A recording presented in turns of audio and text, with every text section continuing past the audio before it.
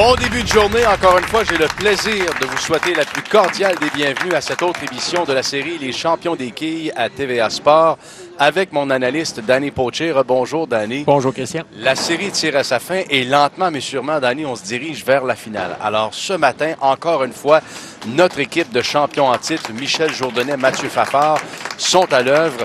Et au cours de l'émission d'aujourd'hui, on risque de déterminer les grands finalistes pour la dernière émission dans 2 semaines. Oui, la situation est que les seules 2 équipes qui peuvent obtenir 3 victoires consécutives ou plus sont Stéphane Roger, Pierre Bilodeau, et dans le prochain match, on a Pierre Auclair et Maurice Gérard. Donc, ce sont les 2 seules équipes qui peuvent atteindre au moins 3 victoires consécutives. Et si jamais Michel Jourdain et Mathieu Fafard réussissent à remporter les 2 matchs aujourd'hui, oui, eh bien, ils assureront ainsi à André Duclos et Pierre Blouin, qui sont présentement en deuxième position avec 3 victoires consécutives, ils assureront la présence d'André Duclos et de Pierre Blouin en grande finale. Alors, Stéphane Roger de Saint-Constant, un quilleur gaucher, amorce le match avec un carreau ouvert, place maintenant à Mathieu Fafard. Et comme c'est régulièrement le cas, c'est Mathieu qui ouvre les hostilités, qui est le quilleur partant pour la formation de Mathieu Fafard et de Michel Jourdain.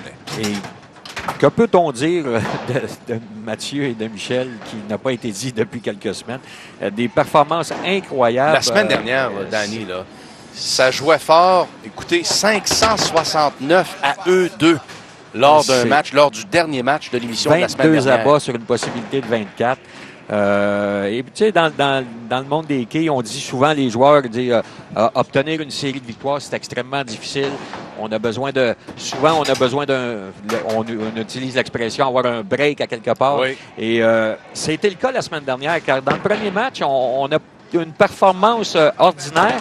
On a réussi à remporter la victoire et on dirait que là, ça donne une poussée d'adrénaline. On a le vent dans le dos. On a réussi à gagner. On n'a pas bien joué. Le prochain coup, on va bien jouer. Et c'est ce qu'ils ont fait. Et ils ont joué le plus haut doublé depuis le début de la série. Stéphane Lépine est aux statistiques. Donne-nous donc une idée, Stéphane, des chiffres, de ce à quoi ressemblent les chiffres, la performance de Mathieu Fafard depuis le début du tournoi. Oui, comme j'ai mentionné la semaine dernière, donc après 10 parties, Mathieu a une moyenne de 234,1. Il a réussi le plus haut 5, donc 290, c'est le simple à battre présentement. 147 boules lancées, 80 % de taux d'efficacité, 20 réserves, carreau vert, 9 carreaux verts, 9 splits et sa plus longue série d'abats qui est présentement le record, 11 abats. Incroyable.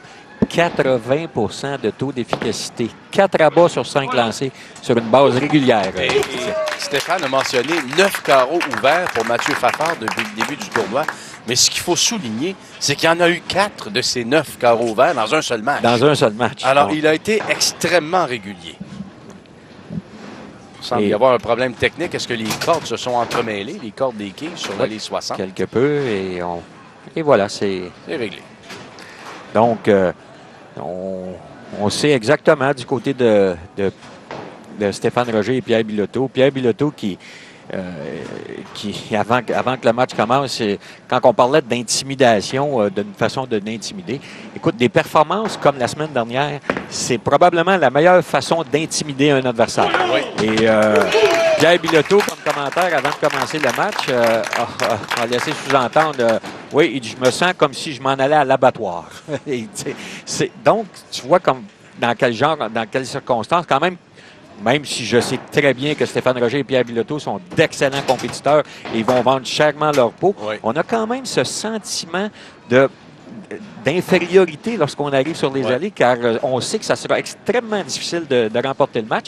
Et ce sentiment vient parfois nous déranger et nous mettre une pression supplémentaire qui donne ce genre d'intimidation qui est facilité à l'équipe championne qui est en place. Ce que Pierre Bilodeau m'a expliqué il y a quelques instants, tout juste avant le match, alors qu'il participait, lui, à sa période d'échauffement, il dit « Comment tu te sens, Pierre? » Il dit « Je me sens bien. » Il dit « On n'est pas fou. On sait que Fafard et Jourdain ont le vent dans les voiles, que c'est l'équipe à battre dans ce tournoi-là. » Mais Pierre Bilodeau a dit « Rappelle-toi, lors de la première moitié du tournoi, Lui, il faisait équipe Pierre Bilodeau avec François Bouchard. Et il dit, c'est contre nous autres que la séquence de Mathieu Fafard et Michel Jourdain a commencé.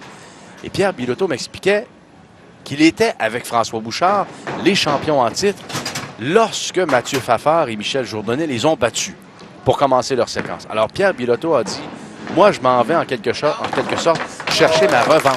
Exact. Et c'est de ça que je m'inspire pour aller battre le duo de Michel Jourdain et de Mathieu Fafard. Exact. Et c'est la bonne façon de prendre les choses. Les vrais compétiteurs vont toujours... faut toujours faire abstraction de la performance de l'équipe adverse. Il faut se concentrer sur sa performance personnelle.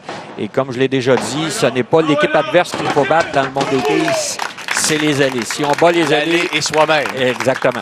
Alors, le ton est donné, hein, Stéphane Roger. Bon début de match après un carreau ouvert. On s'arrête brièvement. On vous rappelle que vous écoutez les champions des quais à TVA Sport. On est au salon champion au salon champion, oui, à Greenfield Park sur la rive sud de Montréal.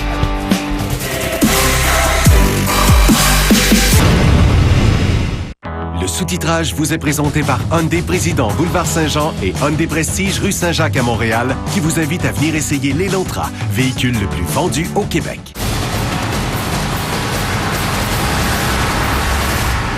Le week-end est là, puis on est prêt pour le party. On commence ça en se prenant des nouvelles petites vides Bud Light. Des canettes effilées qui deviennent froides rapidement. Direction, la plage. Quand on est fin prêt, elles sont plus que froides. Le soleil se couche, le party lève, les filles se lèvent, et même si la nuit se rafraîchit, ça se réchauffe.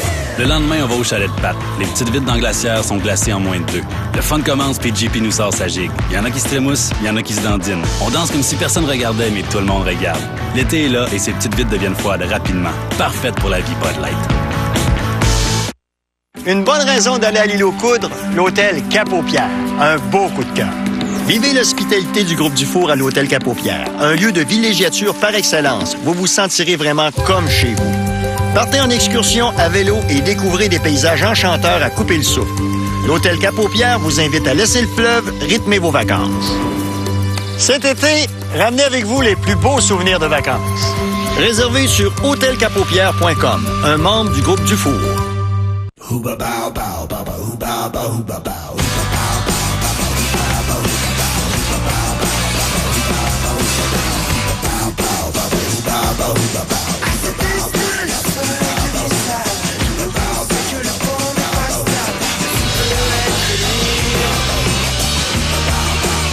Celui qui a dit qu'on doit connaître ses limites n'a jamais conduit un Jeep. Le Jeep Wrangler. Au cœur de l'action, l'ultime test d'habileté, de vitesse et d'endurance. De l'adrénaline pure, sur de vraies routes, dans de vraies voitures. Accessible à tous et à toutes, l'expérience rallye, c'est une équipe. Le sport motorisé le plus excitant qui soit. Pour savoir où et comment, visitez le site couperally.com. Oui, Monsieur Leblanc. Même si vous avez jusqu'à 2 accidents responsables, ça ne fera pas augmenter votre prime d'assurance. Avec la police qui pardonne, conserver un bon dossier de conduite chez Bel Air Direct, c'est vraiment facile. Facile comment?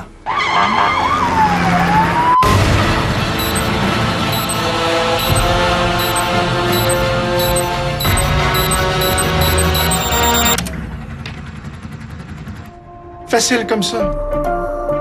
Bel Air Direct, contactez-nous pour une soumission. 26 000 tomates pour ça? Certains chefs-d'œuvre ont un prix bien plus élevé. Ah ben, certains chefs-d'œuvre d'ingénierie sont plus accessibles. Jusqu'au 30 juin, l'Elantra L 2014 est à vous pour seulement 11 995 $ à l'achat comptant. Du jamais vu. Détail chez votre concessionnaire Hyundai. Vous n'aimez pas le transculturoformisme post-colombien? Non, moi, c'est plutôt le fonctionnalisme hypermoderne.